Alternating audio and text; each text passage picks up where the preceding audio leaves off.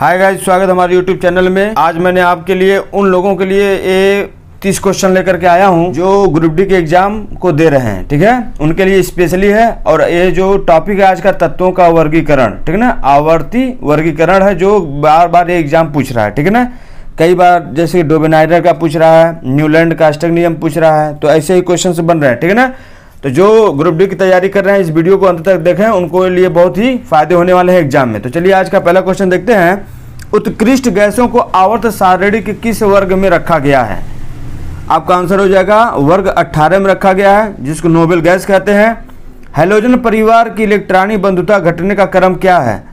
तो fluorine, chlorine, bromine, iodine, ठीक है, ये आपका क्रम है। एग्जाम में कई बार ऐसे क्वेश्चन बनते हैं। पृथ्वी पर सबसे कम पाई जाने वाली धातु कौन सी है? एस्टेटिन है, ठीक है। आवर्त सारणी के किस वर्ग में सर्वाधिक गैसीय तत्व हैं? शून्य वर्ग में, ठीक है ना। शून्य वर्ग जो कौन सा है? 18 वाला जो वर्ग है ना, उसी को हम नोबेल गैस भी कहते हैं, शून्य वर्ग भी कहते हैं। आवर्त सारणी के किस वर्ग में सर्वाधिक गैसीय तत्व है? तो शून्य वर्ग में है। अगला क्वेश्चन देखते हैं। सर्वाधिक घनत्व वाला तत्व कौन सा है? तो उसका नाम है ऑस्मियम है, ठीक है। आवर्त सारणी में हाइड्रोजन का कोई निश्चित स्थान ना होने का कारण क्या है? तो हाइड्रोजन का जो क्षार होता है, क्षार धातु वह हैलोजनों दोनों से समानता रखता है। हाइड्रोजन का जो क्षार धातु है वो हैलोजनों के दोनों के साथ क्या रखता है? समानता रखता है, ठीक है। अगला क्वेश्चन देखते हैं। तत्वों का कौन सा समूह रेडियो सक्रिय समूह कहलाता है? तो एक्टिनॉइड, एक्टिनाइड को हम रेडियो सक्रिय समूह भी कहते हैं। अधिकतम कृत्रिम तत्व किस समूह में रखे गए हैं? तो एक्टिनाइड समूह में। ध्यान दीजिएगा, इंपॉर्टेंट है। कौन से ब्लॉक में धातु, अधातु व उपधातु सभी प्रकार के तत्व पाए जाते हैं? तो उस ब्लॉक का नाम है ब्लॉक पी, ठीक है। अगला क्वेश्चन देखते हैं। आंतरिक संक्रमण तत्व क्या है? लैंथेनाइड और एक्टिनाइड श्रेणी वाले तत्व को हम आंतरिक संक्रमण तत्व कहते हैं। आधुनिक आवर्त सारणी में तत्वों को किस प्रकार से व्यवस्थित किया गया है? ये कई बार ग्रुप डी के एग्जाम में पूछा हुआ क्वेश्चन है। तो किस क्रम में?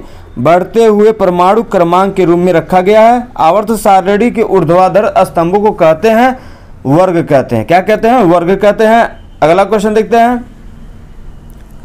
आवर्त सारणी में कुल ज्ञात तत्वों की संख्या कितनी है? 118 है। आवर्त सारणी में प्रकृति के द्वारा पाए गए तत्वों की संख्या 94 है। आवर्त सारणी में कृत्रिम विधि से यानी मानव निर्मित तत्वों की संख्या कितनी है? 24 है। अगला क्वेश्चन देखते हैं। आवर्त सारणी में धातु तत्वों की संख्या कितनी है? 91 है, इंपॉर्टेंट है। आवर्त सारणी में उप धातुओं की संख्या कितनी है? 7 है।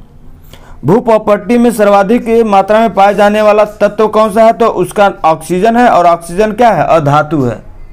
अगला क्वेश्चन देखते हैं। भू प्रॉपर्टी में सबसे अधिक मात्रा में पाए जाने वाला धातु तत्व कौन है? तो एल्युमिनियम हो जाएगा। अगर वही पूछेगा अधातु तो आपका क्या हो जाएगा? ऑक्सीजन हो जाएगा। सबसे हल्का तत्व कौन सा है? तो हाइड्रोजन है आवर्त सारणी में। सबसे भारी तत्व कौन सा है? तो उसका नाम ऑस्मियम है। अगला क्वेश्चन देखते हैं। विद्युत की सबसे अच्छी सुचालक धातु कौन सी है? तो उसका नाम सिल्वर है। कई बार एग्जाम में बना हुआ है। विद्युत की सुचालक अधातु, ये धातु हो गया तो सिल्वर होगा। अधातु पूछेगा तो क्या हो जाएगा? ग्रेफाइट हो जाएगा। सबसे अधिक क्रियाशील धातु कौन सा है? तो फ्लोरीन है। उसका नाम क्या है? फ्लोरीन। सबसे अधिक क्रियाशील धातु फ्लोरीन है। अगला क्वेश्चन देखते हैं। सबसे अधिक क्रियाशील धातु तत्व है, उसका नाम सीजियम है। सर्वाधिक इलेक्ट्रॉनिक प्राप्ति वाला तत्व, सर्वाधिक इलेक्ट्रॉन कौन प्राप्त करता है? उसका नाम क्या है? फ्लोरीन है। मानव शरीर में सर्वाधिक मात्रा में पाया जाने वाला तत्व कौन सा है? ऑक्सीजन है, जो एक प्रकार का क्या है? अधातु है। अगला क्वेश्चन देखते हैं। हड्डी व दांतों का निर्माण किस तत्व के द्वारा होता है? तो कई बार एग्जाम में बना हुआ है, कैल्शियम के द्वारा होता है। मेंडलीव के अनुसार तत्वों के गुण आवर्ती फलन होते हैं किसके? परमाणु भार के। तत्वों का त्रिक सिद्धांत किसने दिया? तो डोबेनाइडर ने। अगर अष्टक नियम पूछे यानी ऑक्टेव नियम पूछे तो कौन हो जाएगा? आपका न्यूलैंड हो जाएगा। कौन हो जाएगा?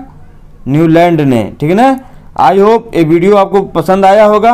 ऐसे ही कंटेंट ग्रुप डी में अगर जो अच्छे मार्क्स लेने हैं तो ऐसे ही कंटेंट अवेलेबल कराते रहेंगे। वीडियो को अंत तक आप लोग देखते रहिए, और भी अच्छे कंटेंट आपको चाहिए तो मेरे चैनल को सब्सक्राइब कर लीजिए। ठीक है, आज के लिए इतना ही। Thanks for watching.